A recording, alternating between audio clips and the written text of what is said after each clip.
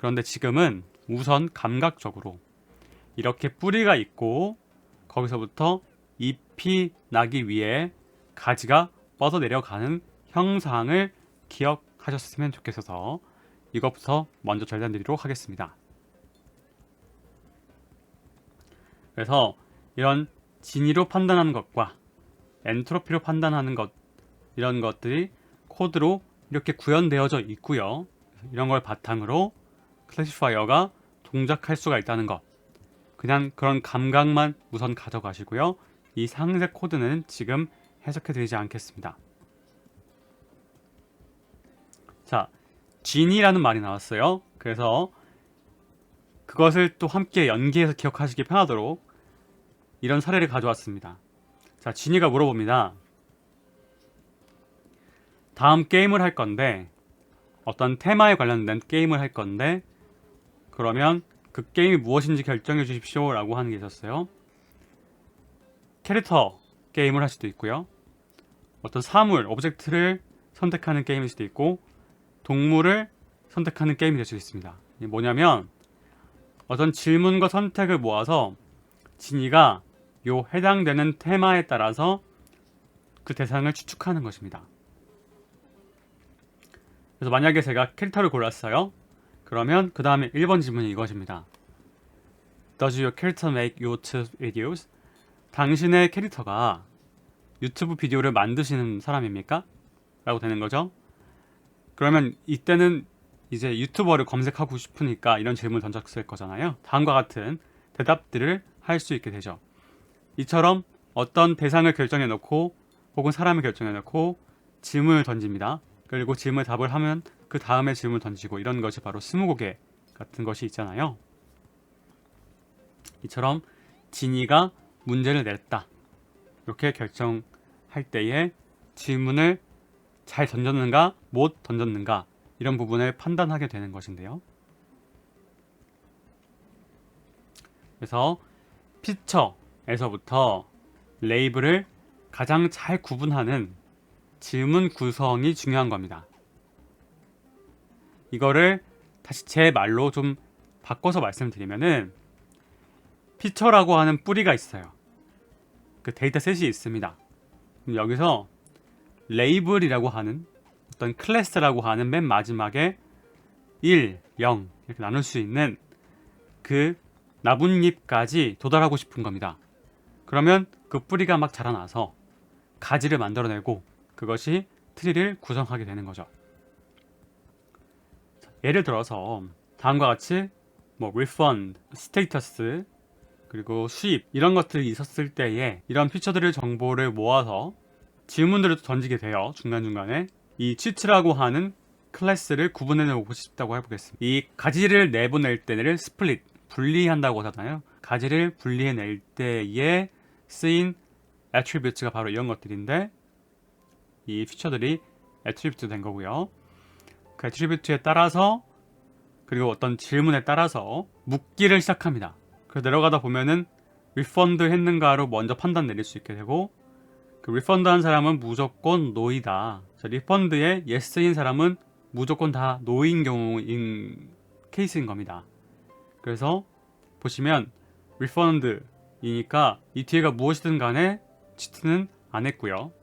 여기도 리펀드이면은 노고, 이 아래도 리펀드이면 노이고, 그렇게 yes가 3개가 있었는데 전부 다 노였기 때문에 이 데이터에 기반해서 이 질문을 던졌을 때 yes면 치트가 노다 라고, 이 클래스가 노다 라는 것이 결론이 난 겁니다.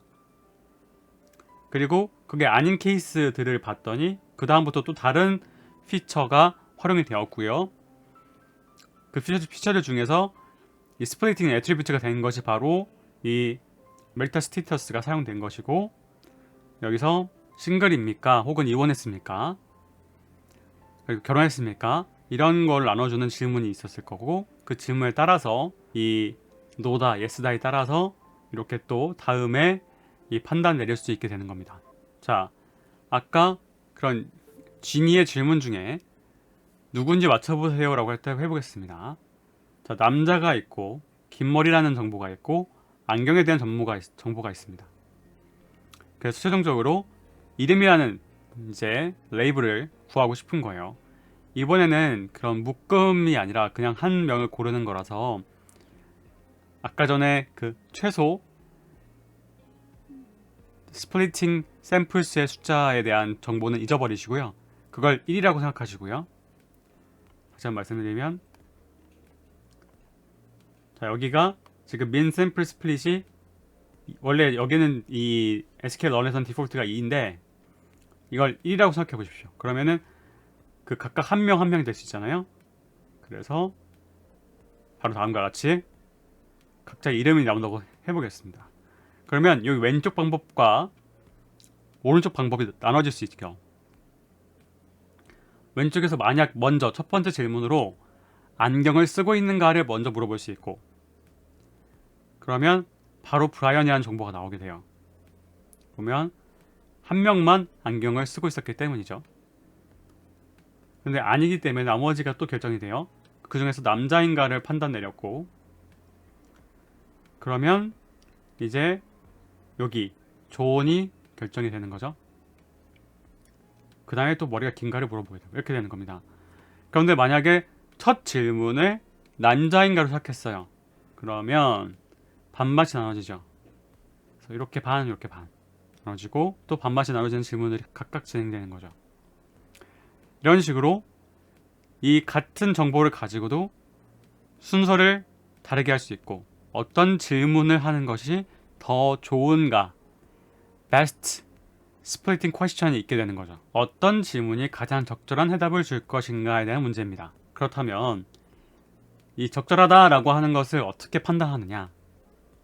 자, 여기서 어떤 질문이 답의 모호성을 줄여주는 거를 하면 좋은 거죠. 예를 들면 안경을 썼을 때 어떤 판단 내릴 수가 있고요. 결국에는 이 데이터를 이용해서 이 노드를 스플리팅 할 때에 주요 힌트를 결정해 준다고 볼 수 있겠죠. 그때 바로 그 판단 내리는 기준이 진이라는 방법이 있고 엔트로피라는 방법이 있는 거예요. 자, 엔트로피라는 것은 우리가 무질서를 표현하는 경우의 수라고 합니다. 그러다 보니까 엔트로피가 크다라는 말의 의미는 정보의 양이 경우의 수가 많다라는 것을 의미합니다. 그러니까 우리가 너무 많은 정보가 있어서 어떤 판단을 내려야 할지 불확실해지는 거죠. 그리고 그런 정보의 기대값을 정보 엔트로피라고 합니다. 자, 정보의 양이라는 것이 있고 또 정보의 엔트로피라는 것이 있어요. 그래서 이 부분도 다음 시간에 조금 더 상세히 알려드릴 건데요. 우선 이 정보량의 기대값을 인포메이션 엔트로피라고 하는구나 라고 감각적으로 기억해 주시면 좋을 것 같습니다. 그리고 그 정보가 나오고 나면은 엔트로피에 따라서 어떤 판단을 내리게 되는 건데요. 자, 그러면 성능을 어떻게 향상시킬까를 고민해 보게 된 거죠. 그랬더니 나무 하나만 쓰지 말자. 나무 하나만 쓰지 말고 앙상블을 이뤄서 정보를 더 조합해서 진행해보자 라는 생각을 할 수가 있죠. 캐글이라는 컴페티션, 경쟁하는 사이트가 있어요. 그래서 어떤 데이터셋이 주어지고요. 그 데이터셋에 대해서 추정하는 연구를 많이 합니다. 예를 들어서 어떤 뉴스를 이용해서 주식의 주가의 움직임을 예언하십시오 라고 하는 미션이 있었고요. 그 외에 뭐 어떤 카테고리를 하는 미션, 또 분석 미션 등이 존재하는 겁니다. 이때 바로 머신러닝이 당연히 사용되게 되고요. 그런 많이 활용되는 기법 중에 하나가 랜덤 포레스트가 있는 겁니다. 아까 요게 바로 밑에 있었죠. 그러니까 우리가 앞서 배웠던 로지스틱 회귀 바로 밑에 바로 트리와 포레스트가 숨어져 있었던 겁니다.